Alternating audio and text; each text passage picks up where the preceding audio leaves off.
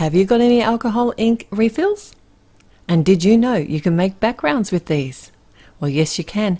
And you can add foil, and today I'm going to show you how. It's easy to do.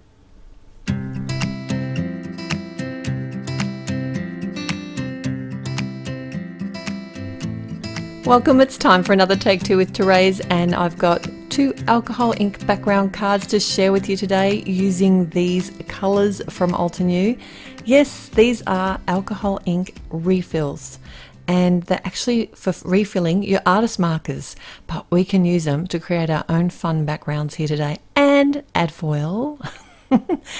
For today's projects, we're going to be using a few different things. We've got 3 different colours here of the alcohol ink refills. I've got my stamping mat and my puffy tool, as well as some alcohol blending solution. One of the key ingredients here though today is this Yupo paper, which is a synthetic paper. So it's actually like a shiny bright white paper, this one. You can get it in a translucent, and you can get also a heavyweight one as well. I typically add these to the front of a card, so I don't need to use the heavyweight. And I'm going to start by creating my backgrounds. So what I've done here is just added a few drops of the pink diamond alcohol ink color to the front of my card, and then dropped some blending solution on top of that. And then for me it was just a matter of using the puffy tool to move the color around. And I just love the way that this sort of separates the ink into different sort of splotchy areas. Like, it gets some really amazing kind of shapes and looks to it. Now these probably weren't the 2 best colors to blend. I could have waited for the base color to dry, but I was too impatient. But you're not going to notice in a minute, because I'm going to keep adding color here. Next I'm coming in with the Aqualicious, which is quite a bit darker than the Dewdrop color that I added as my second color. And I am coming in with a little bit of extra blending solution. So typically you can make as many layers as you want. You can keep adding over top. You can keep dropping the blending solution on, which will actually push the color away, and that looks pretty magnificent too. You can also add foil, and that is what I'm going to be doing here today. And I've got the gold foil. It's just a normal foil that you'd use for laminating, so very easy to come by. And what I'm doing here is I'm placing it with the pretty side up and putting some pressure on where those sort of nearly dry inked areas are. And what this is doing, it's actually picking up that beautiful gold foil as part of my design. Now, depending on how much of the area is sticky, you really don't have a lot of control over this, but depending on how much of the area is sticky is how much gold it's going to pick up. I just took this photo here just so hopefully you can see just how glorious and shiny it is. So I had to do it again, and this time I'm using the same colors, but I want it to be only on one portion of my card. And I did think about doing kind of a little bit of a lighter version initially, but then I just came in with the Aqualicious, and of course that always takes over. Now I have found in the past that the pinks in some of the alcohol ink solutions aren't very pink, but I was really impressed with how pretty this pink diamond color was.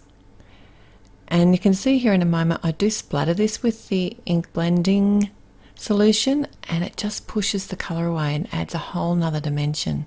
How fun's that? Now I did come in with my heat tool just on low. This is synthetic, remember, so it will melt the paper, but I just wanted to dry it a bit quicker.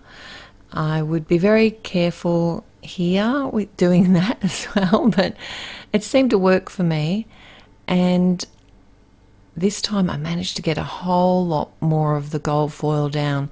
And I think that's typically because this time I've added more colour. So I'm going to have more sort of sticky areas and more depth on those sort of deeper colours there. How pretty is that? Alright, so I wanted to keep with the goldy glimmery shine, so what I've got here is the Gilded Glitter Cardstock Gradient pack, and it has a few different versions of gold and I decided that the citrine looked the best. And I've cut a sentiment from the Way to Go die set, and here I'm just sort of working out where I want to cut away the portions of my Yupo paper. So that I can have it the exact size to fit the front of my card. Now this Yupo paper isn't exactly the same colour as the Neenah cardstock, and I did add a sub-sentiment using the Neenah, and in real life you can't really see much of a difference between the whites, but it is difficult to photograph, and sometimes you can see the variations, but it really does work. Another option would have been to actually stamp my sentiment on the Yupo paper. I haven't typically tried a lot of stamping. I presume I'd have to use either like a pigment ink or something that's not going to smudge. And that sentiment today was stamped in some more Aqualicious. This was the Aqualicious ink, and I used the Stone Mosaic set. And I popped up all my sentiments just on the front of the cards.